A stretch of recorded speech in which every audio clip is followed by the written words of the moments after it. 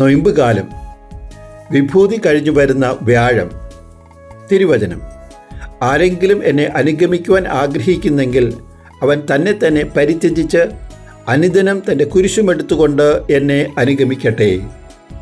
ലൂക്കായുടെ സുവിശേഷം 9-ാം അധ്യായം 23-ാം തിരുവചനം: ഒഴുക്കിനൊത്ത് ഒഴുകുന്നത് എളുപ്പമാണ്, അതിൽ നിന്നും വ്യത്യസ്തമാണ് റോബർട്ട് ഫ്രോസ്റ്റ് പറയുന്നത് പോലെ travel through the less travelled road.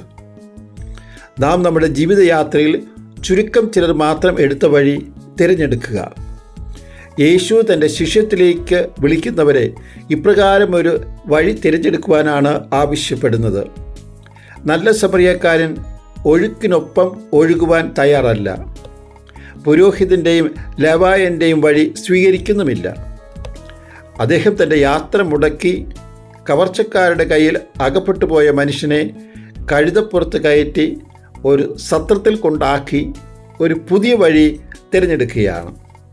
നല്ല സമറിയക്കാരൻ്റെ തീരുമാനം ഏകപക്ഷീയമാണ്.